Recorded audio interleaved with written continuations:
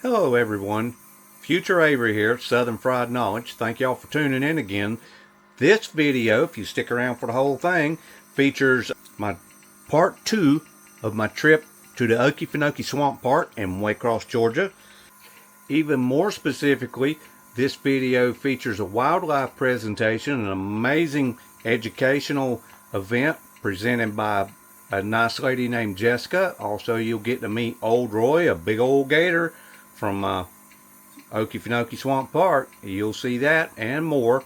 So check it out and see what y'all think, and leave a comment and subscribe if you hadn't done it already. I greatly appreciate it. Thank you. Okay folks, I do apologize for the lack of wildlife on that boat tour. There used to be lots of gators, a lot bigger, lots of turtles. The swamp is going empty. That was an embarrassment.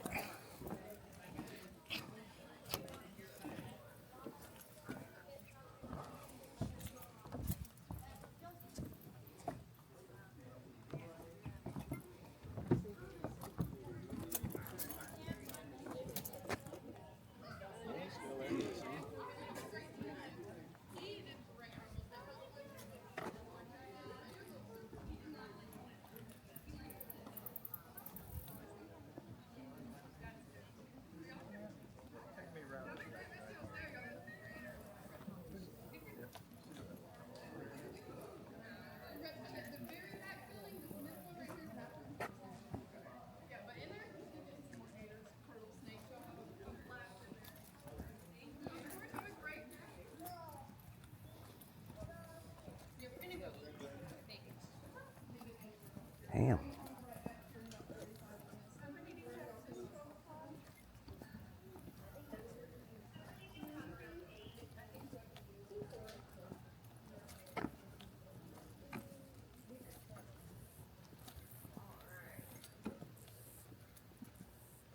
Oh my gosh, that was so cool. I love it. Yeah.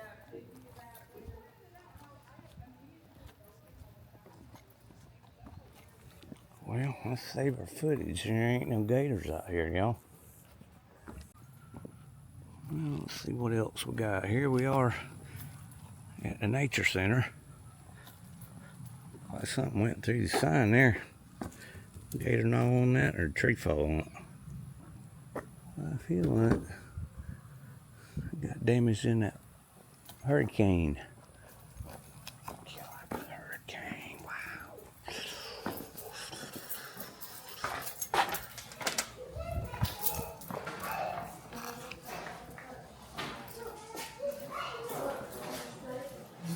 That's a hard folks.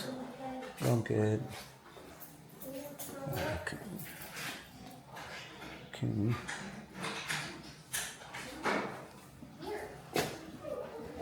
That's a fox of some kind. Red fox. Gray fox. Beaver. Deer. Mr. Bear.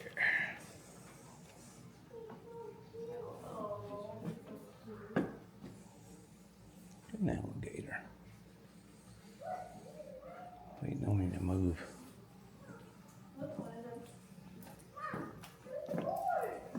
Pond snake.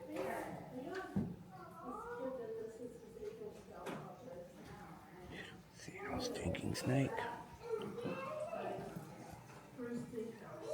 That gray rat snake. That gray rat snake. There's Mr. Fox. Here's Mr. Armadillo.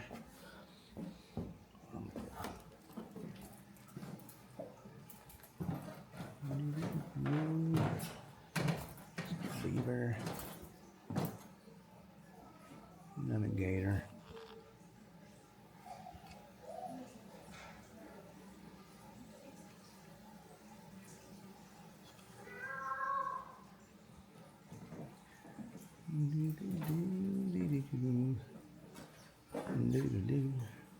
Otter. Yeah, there, that was the beavers. Leave it to the beavers. Gray heron, timber rattlesnake.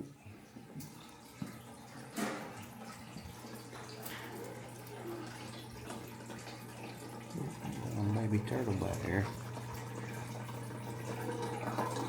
Turtle. What that is? Oh, there you going. Let me see you, bud.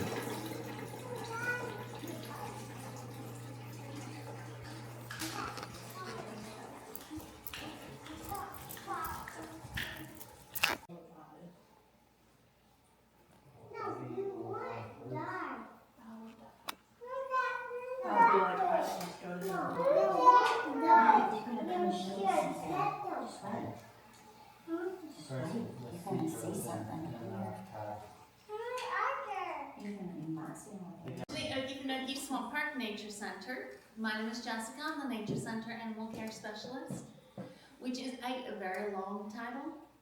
That just means that I get to play with the animals all day. Everybody else has to do everything else in the park. So I think I'm the best job in the park because I get to play with the animals. Now we do talk about reptiles here because that's what the park's most famous for is our reptiles. Our reptiles are cold-blooded, are ectothermic, which means that they cannot maintain their own body temperature like we can. They rely on their environment to control their body temperature. They also all have scales, and they all do shed their scales. They may not all shed them all at once like a snake, but they do all shed scales. Even turtles will shed little sections off of their shell because the very outer layer of their shell is scale. Now when a snake sheds its skin, what it does is it gets a mucus layer between its old skin and its new skin, starts shedding at its head and down its body. And it's kind of like taking a tube sock off, how it comes off inside out. Same thing happens with a snake skin. So if you find a shed, what you see on the outside is what's touching the snake's body. What looks like it's on the inside is what's out in the environment. Now, except for a few of the pit viper species, all reptiles lay eggs. And they come on the land in order to lay those eggs. Even sea turtles and aquatic turtles lay their eggs on the land. That's because the eggs do have a very leathery, very permeable shell.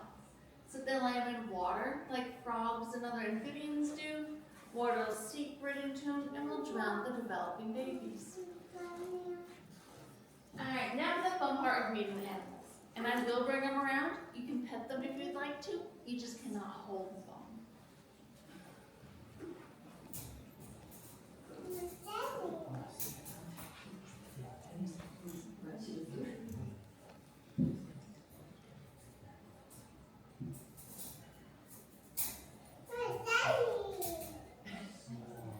This one here is an eastern box turtle. And you can partly tell it's a box turtle because it's kind of box-shaped. Other really cool thing about box turtles is you see this line right here on the bottom shell? That line is actually a hinge. Where the majority of turtles, their bottom shells are fused. So if a box turtle gets scared, it can pull all of its legs and its head all the way into its shell, slam its hinge shut, and it's totally enclosed in the box of its shell. And it's very difficult for predators to get to it. Now these guys do live on the forest floor, so they do have lovely designs on their shells to help them blend in with the leaves and the pine straw and all that on the forest floor. Each turtle actually has its own set of designs, so you can tell individuals apart just by looking at their shells. It's kind of like a fingerprint. It's a whole lot easier to see. This particular one has all these bright oranges and reds and has bright orange eyes, which is kind of counterproductive to the whole camouflage thing. But that's what tells me this is a male box turtle. Male box turtles are brightly colored, have bright orange eyes. Females are brown and yellow with brown eyes. With any turtle species, how you can tell it's a male or female once it's at maturity? See how his bottom shell dips in? It's slightly concave. If he was female, it'd be flat or slightly convex to give added room to carry eggs. It's also the reason why in majority of turtle species, the females of the species are larger than the males of the species, because they need the additive for eggs. So once you have a formed shell, there's no elasticity in it. It can't stretch to make more room. Now when I bring him around, you'll be able to feel this line going down his back. That is actually his vertebrae. A turtle's shell is actually their vertebrae and their ribs fused together and then coated in scales. And they do have nerves and blood vessels running all through their shells. So he will feel it when he's 7. It's kind of like growing on a fingernail. That's what it feels like to him when he's being fed. And because there are blood vessels in their shells, that's why it's important to never paint a turtle shell. Because chemicals and paints can actually seep directly into the bloodstream and slowly poison them. We have a gopher tortoise that was brought to us as a rescue because it was found wandering listlessly around with its entire shell painted blue. The paint's been removed and it's doing a lot better now. It doesn't have those chemicals seeping into its bloodstream. Now, box turtles do need to live near water because they do need to drink water. However, they cannot swim. They do not have webbed feet. Their feet are purely made for walking and digging. So this little one was to be put into a body of water. He would likely sink to the bottom and drown because he would have trouble getting back out of that body of water. I'm going to bring him around and you can see the difference in the shell. You can see what his shell feels like and see how handsome he is.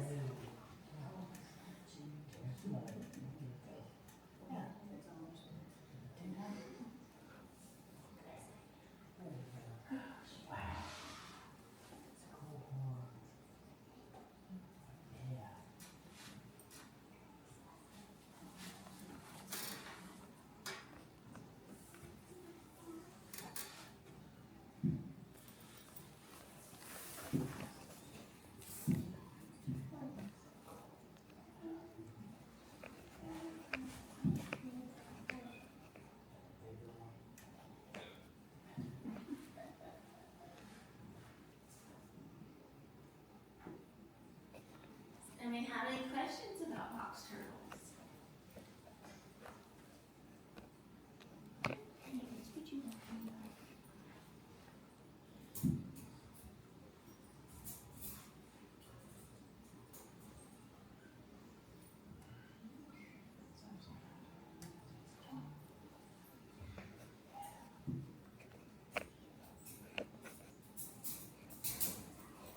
This one here's a gopher tortoise. And the gopher tortoise is the Georgia state reptile. And they are called gopher tortoises because they like to dig tunnels like gophers do. These guys can actually dig tunnels that are 5 feet deep by 30 feet long. A lot of other animals in their environment rely on those tunnels for homes and protection from the weather and from natural disasters. For example, back when the swamp was on fire, after they got the fire put out, some biologists came out to see what kind of effect the fire had on the local wildlife. One of those biologists found that nearly 100 other animals had gone into a gopher tortoise hole, survived the fire because of the gopher tortoise. Because they are so important to the other animals in their environment, they are what's called a keystone species, because they are key to their environment. Unfortunately for the gopher tortoise, it's also part of why they have been an endangered species. Because back when there used to be the really big rattlesnake hunts, everybody knew rattlesnakes like to live in gopher tortoise holes. So if you find themselves a gopher tortoise hole, before you sling down that hole to chase the snakes out, tortoise is going to stay in. Couldn't get out fast enough, they suffocated from fumes. In addition to adults suffocating from fumes, many times individuals would stand at the entrance of those tunnels, which is exactly where females lay eggs. So if the tunnel belonged to a female tortoise, eggs got smashed also. And it decimated the population. Now population is starting to grow thanks to conservational efforts, but it is taking a while because these guys do not mature until they are 15 years old. And even then, they can lay 2 to 5 eggs a year. As compared to sea turtles, they'll lay 100 eggs in a single nest. So even if we're super lucky and half of those eggs make it, That's like 1 to 3 new individuals into a population a year for any given female gopher tortoise. Now, gopher tortoises don't need to live near water because they actually don't need to drink water. They can get all the water they need from what they eat. They like to eat little cactuses, little succulents, they like grasses. They like to eat the fruit of the really pretty purple wild passion flowers. And the wild passion flowers rely on these guys for their life cycle because the seeds of a wild passion flower cannot germinate unless they have been digested. So not only are they important to animals in their environment, they're also important to plants in their environment. They do have very specialized front legs when they're digging. They're very broad and thickly muscled with very thick, blunt claws. They almost look like they are swimming through the sand as they are digging. They'll be reaching ahead, throwing around the sand behind themselves, and then they'll back up, push the sand out, and they'll go back down to dig some more. So if anyone's ever walking through a forest around here, and they get sand thrown on them, it's a possibility it's one of these guys throwing sand on them. I'm bringing this one around, you see the difference in the shell type between the turtle and the tortoise?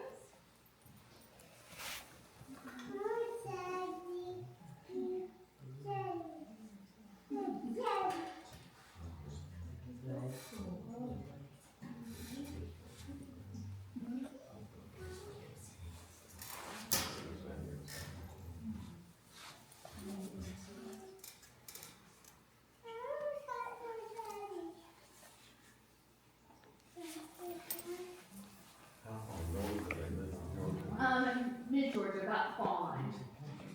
They have to have the sandy soil. They can't dig in the clay and the rock.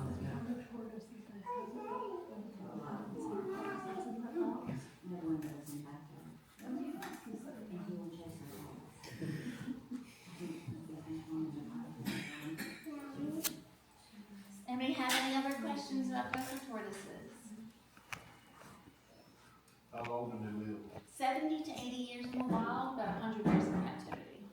And they're a short-lived tortoise. Tortoises live ridiculously long lives. Any other questions?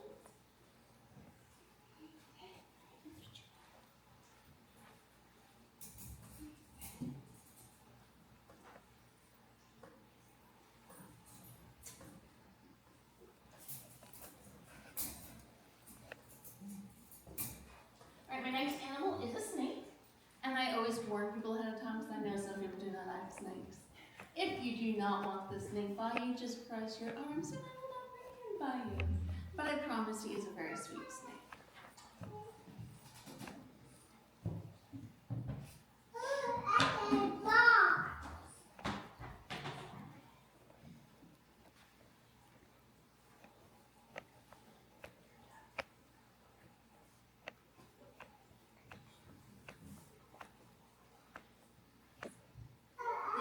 Here is a corn snake, but he is not a coloration you'll find in the wild. He is the result of the pet trade. And we have him in our possession because in the state of Georgia, it is illegal to own a corn snake as a pet because it is an indigenous, non-venomous snake. So when his prior owner found that out, they did the right thing as opposed to releasing him, like so many people do with snakes they no longer want or no longer can take care of. They turned him into DNR, and DNR gave him to us for our educational programs. Now his morph, or coloration, is the lined corn snake. In the wild, they are also known as the red rat snake, and they will have more circular markings, similar to what's on his tail, but they'll be outlined in black. And then along their sides, they have yellow spots, also outlined in black. Now, one of the reasons why the red rat snake was nicknamed the corn snake is that while his belly is mostly white, in the wild version, it is mottled white, black, and yellow, and looks like Indian corn. The other reason is because it is many times found by corn silos and corn bins looking for the mice and the rats that eat the corn. Now, as I said, they are non-venomous, and they are a constrictor. So what they do is they will flick their tongue out, grabbing the air molecules from around them, pulling them back into the Jacobson organ in the back of their mouth. So they are literally tasting the air, And they do that to follow the trail of something they'd like to hunt. And they can follow a 2-day old scent trail. Once they've caught up to whatever it is that they're hunting, they will grab it or wrap around it, squeeze and suffocate it, and then they have themselves a good meal. These guys are excellent climbers. They can climb up trees, up sides of buildings, up fence posts. Just about anything they put their little minds to, they will climb up it to follow a scent trail. And they can do this because their bodies are literally their vertebrae, a bunch of little tiny ribs, and about 10,000 muscles. So all of those little muscles are what help them move so freely, and they work with the long belly scales to help them act like fingertips. And that's how they can climb up things you would not think they could climb up without having legs. Snakes do have a unique type of scaling compared to the rest of the reptiles. They have what's called directional scales. So not only are all their scales connected, so they can shed all at once, but each scale is also slightly individual, and they do point from head to tail. So those that do want to pet him, we are going to pet from head to tail. If you pet the opposite direction, it's like petting a cat's hair backwards, or if you ever had a fever and you rub the hairs on your arm, it's a slightly painful feeling you get from doing that.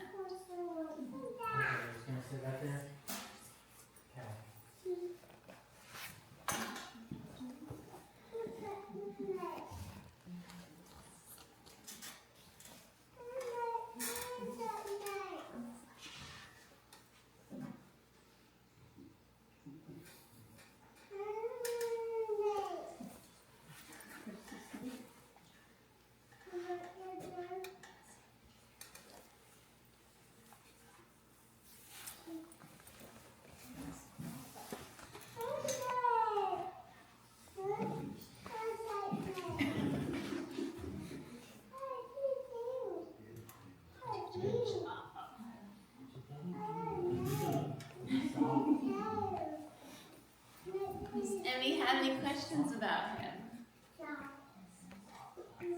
Do they live here in the swamp? Yes. Yeah. These guys actually do have a very broad range up the eastern seaboard. But yet they do live in this area. Any other questions? I'm going to distract my arm from him because it is easier to hold a constrictor than it is to let go of one because they can hold on to you. He does make a bashful bracelet though.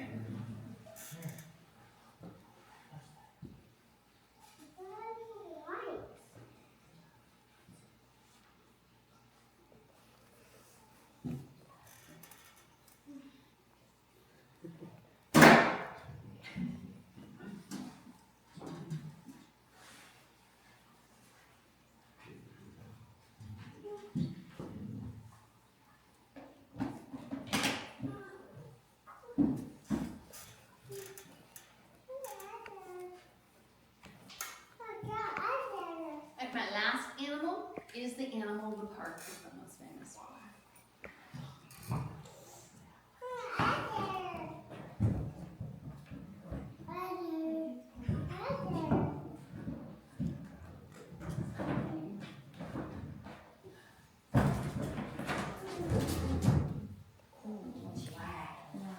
This is the American alligator.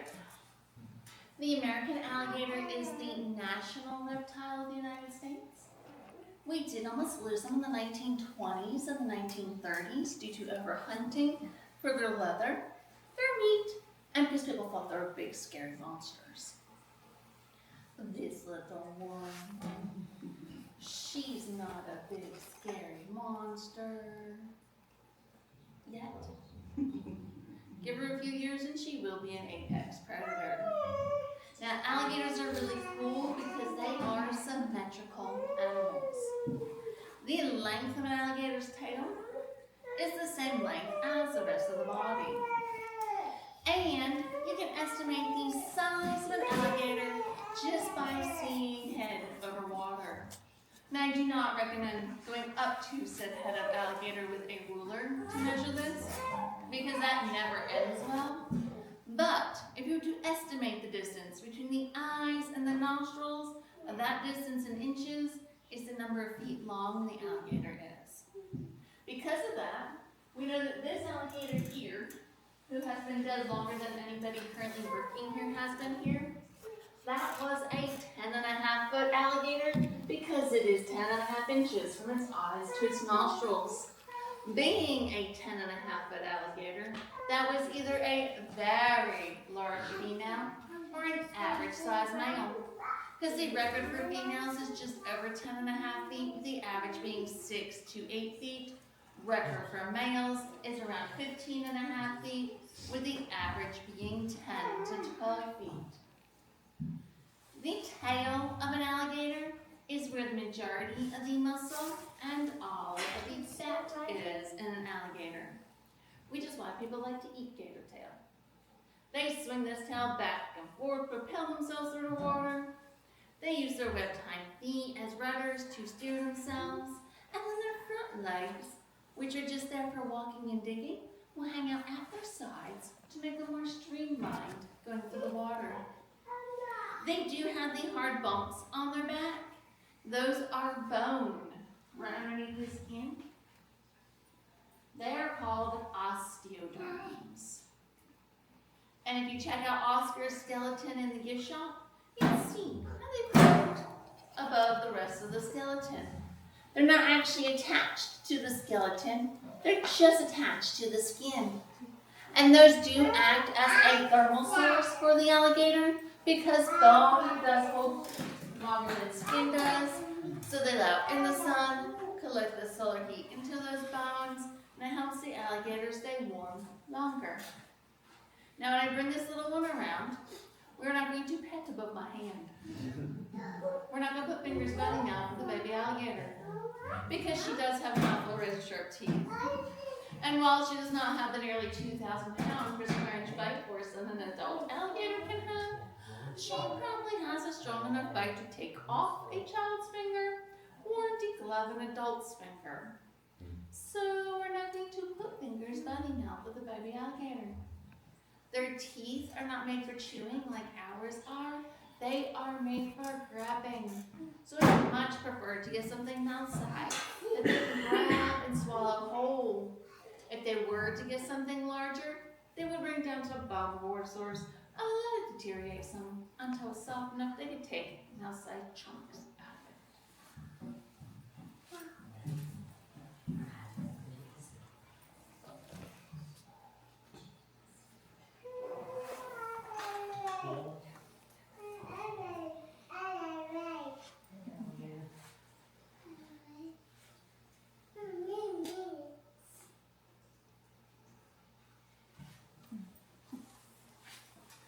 Why is it holding still? Huh? Why is it holding still? Because of how I have it secured. Yeah. I have the front end secure and I have the tail secure. I have it pretty secure. Yeah. And she feels comfortable as long as there aren't like any real sudden movements or really loud noises. She does not like loud music. So when we take alligators to different festivals and stuff, if we're going to be near loud music, we can't take this one. We can take one of the others.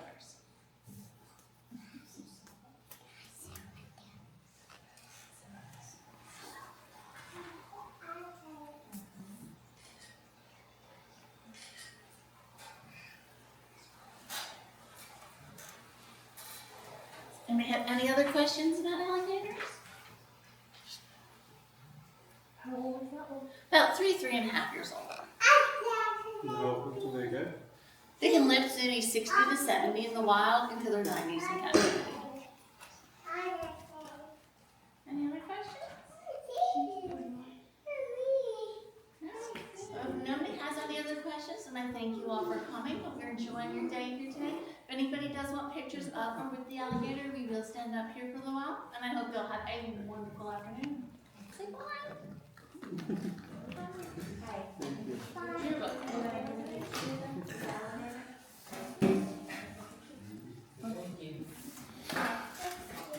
I'm going to stand right here. Do you want to hold on to her tail? All right. Can you stop? Cheese. No, thank you.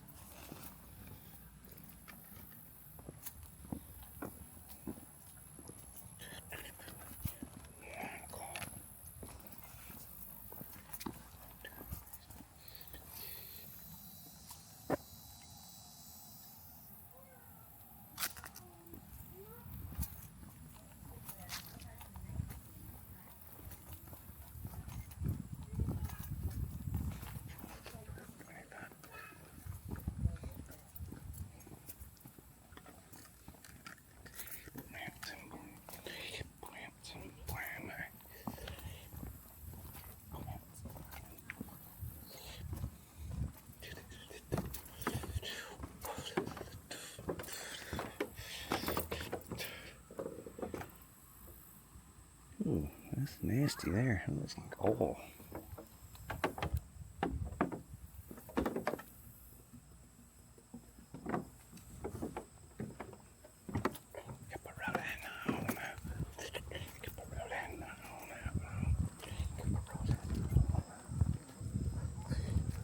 So there's nothing out here.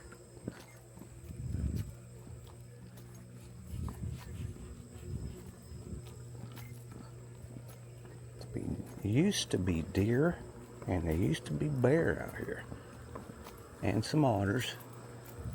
They hadn't got to where the otters was, but there used to be actually some bears over there, and the deer were back over here.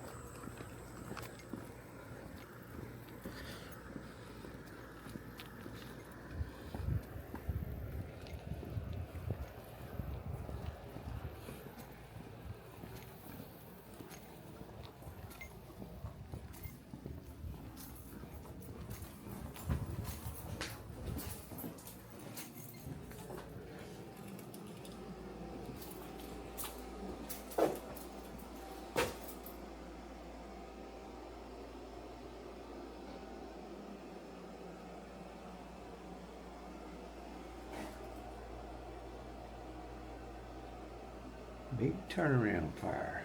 I remember that.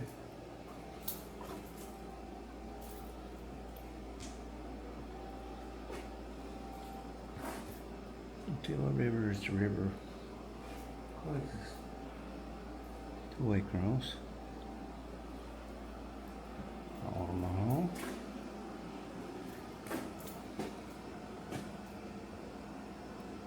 That's a big cypress tree right there.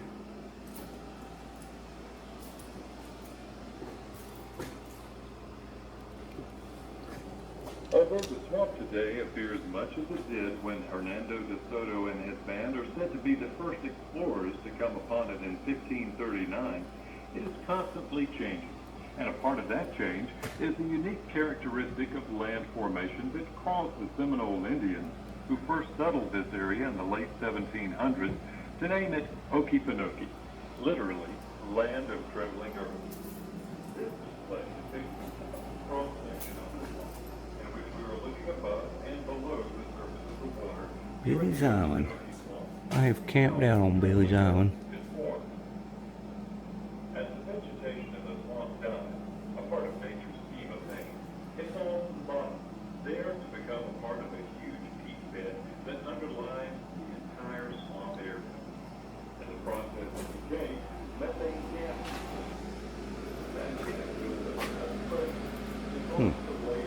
It's kind of like a gray heron.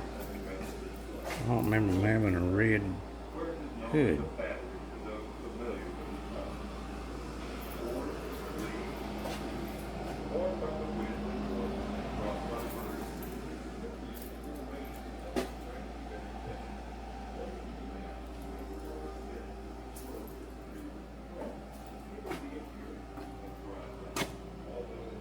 Legless lizard.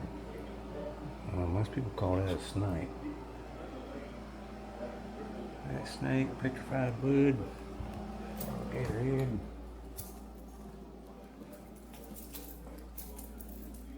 This was out here a long time.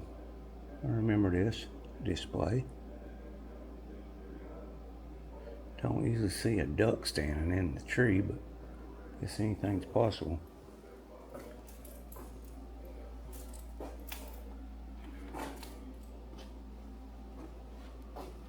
And the blue heron.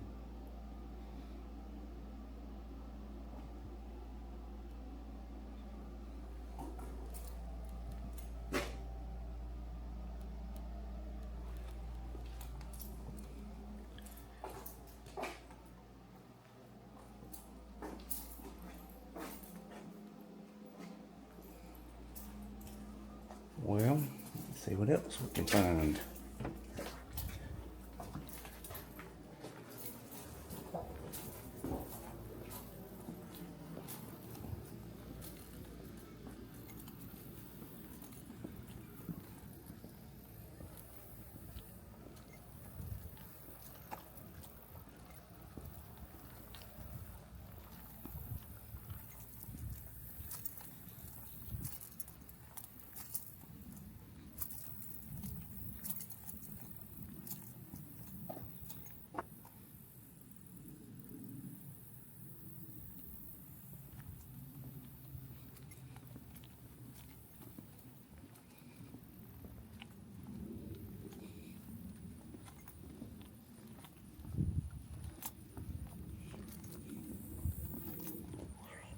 Market Museum.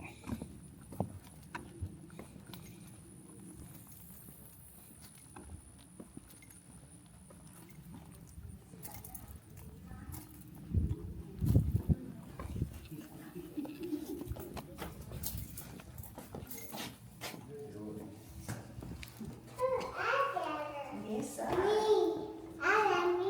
You're a mean well.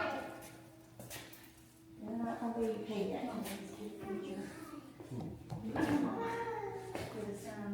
Yeah, we got to get behind it.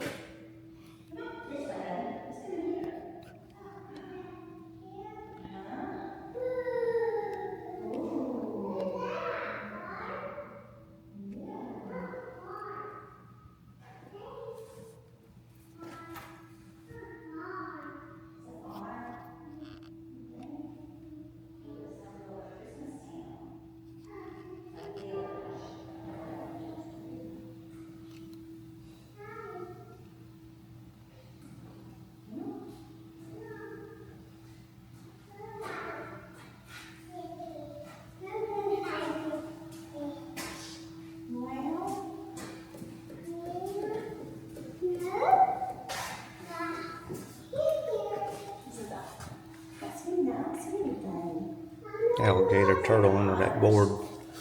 He ain't wanting to come out now, look like. Pretty good size one. What is that? That's alligator turtle. Oh, alligator turtle. Okay, I see him there now. They used to have a bunch of deer out here. They don't have that no more either. Probably that storm cleared that out. Pool, and I was thinking they had some black bears one time when I was younger, maybe not. Used to have a bear over there at that other place. That storm done hurting on this place. Yeah, it probably did. I hadn't been out here in about 20 years, but that storm didn't help it none. You see him there?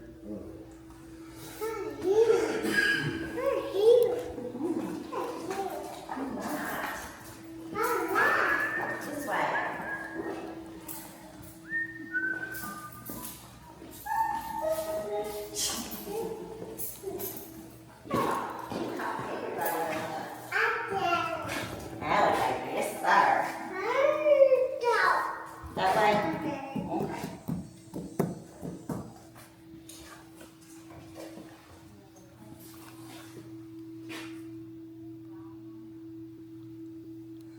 The story of old Roy.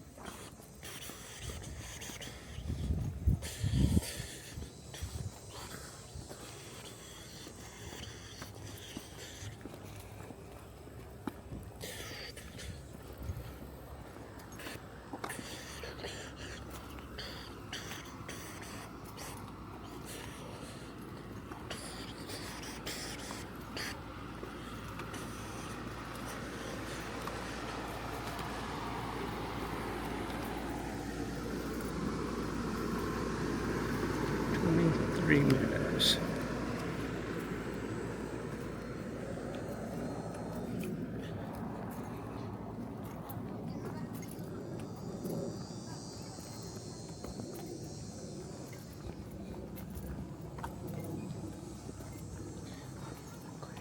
Back in the day where you could see something at the swamp park.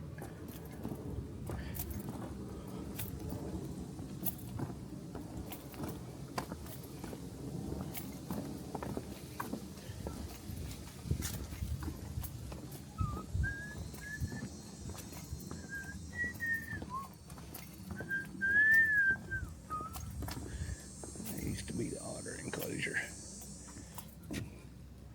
No waters no more. We got some turtles.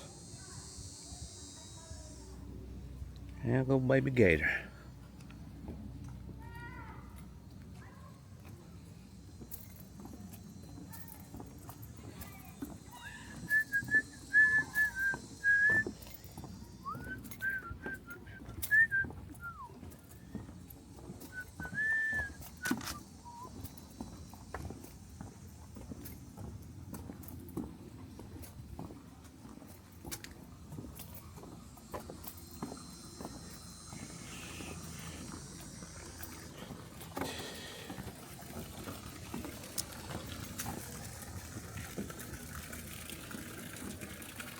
Damn.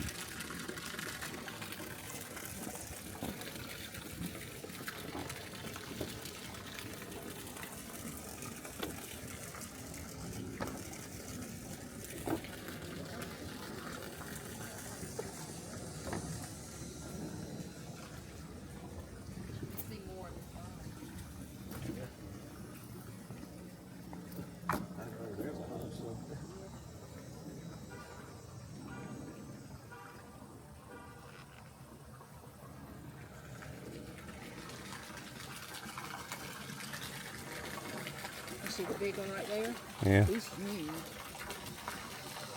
Back in the day, they'd have about 30 gators in that hole right there. Really? Yeah. I'm from way across. I've been gone about 10 years. I'm like, gone. What happened to all the gators? And they looked at least as big as this little one over here. And there was a bunch of, even out there where you park your car at, they'd be up on the bank. They would come walking by your car and stuff. Maybe it just got I ain't been out here in too dangerous. good 20 years. I don't know what it was. But made turtle soup out of them or something. Yeah. Well, man, that thing over there used to be otters. That where that little gator was. You could tell them little holes and all. They had about 3 or 4 otters that would run around in there. It sure has changed.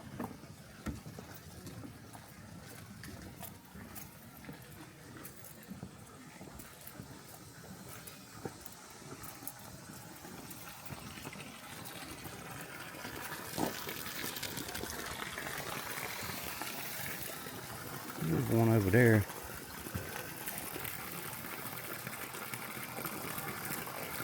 I don't know if y'all can see that. Yep. 3 gators.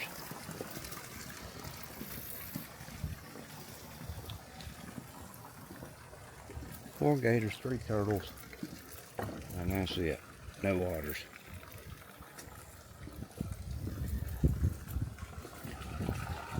Sad times. Sad times.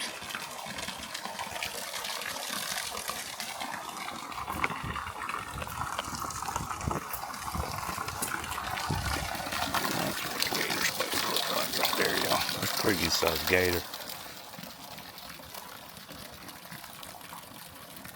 He don't take no crap from nobody. No, he don't.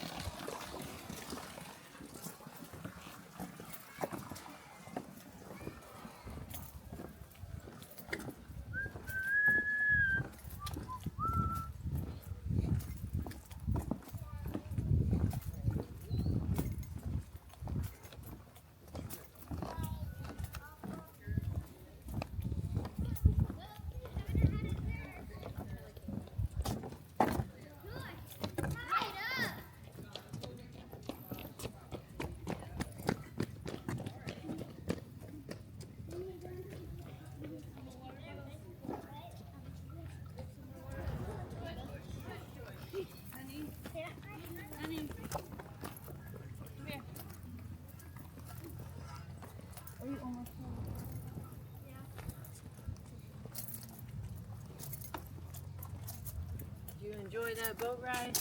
Yeah, it was alright. I'm from here. I've been going. Oh, okay. So you've I've been been coming here all gone. the time. I've been gone about 10 years, but they used to be buttloads of gators and turtles and everything else out there. Oh, It looks that's kinda, what I thought. I thought they had yeah. just, you know, the I mean, you've been website over said- there, right? What's that? You've been right over here. That's where they used to keep a big pen of gators. There's like 3 gators over there now. Oh, and that's it. Oh, we afterwards we're gonna go there. We were eating. Yeah. So Yeah, there's after one. the I tour. think that big gator. I guess that's the one they call an Obadiah now. Okay. But Oh, so they used to have a lot more. Yeah, because I thought yeah, maybe they would used have to more. actually. You used to have to watch out when you parked over here. They'd walk out there on the edge of the parking area. They come walking up there. Really? Yeah. Oh, wow. I haven't been out here in about 20 years, but there used to be a buttload of gators out So here. now they're just, I don't know. I don't know if they drove them deeper in the swamp to get away from the people or what. yeah, I don't know. But they used to be. I mean, you could look here when you're coming out here and you seen the little water holes coming down that road. Yeah. They was gators in all the ditches. Wow. We did have a big fire back in '07. That could have done something, I guess. And then this hurricane just come through last year. Helene, I think it was, yeah. Yeah. But yeah, it sure has. I come by here. I live up around Atlanta now, but I come by here about 3 weeks ago and they was closed, and I wondered why they was closed. I'm like, Oh, crap, there really? ain't nothing out there now. Yeah. Oh no. You can't keep it open. Oh. But I mean, it's pretty out here and all, Yeah. but at least I seen it when they used to be. I mean, you could look in any ditch and there'd be And they're gators. just all over. And 2 or 3 Wow. of them up here on the bank. But They said in the website they, you know, the largest population of gators. Yeah. They're going to use the restroom. So if you guys need to use the restroom, and then come for the train ride. No, I just need to can you hold it? Melody, can you go throw this away, please? Because you're going in there. Yeah.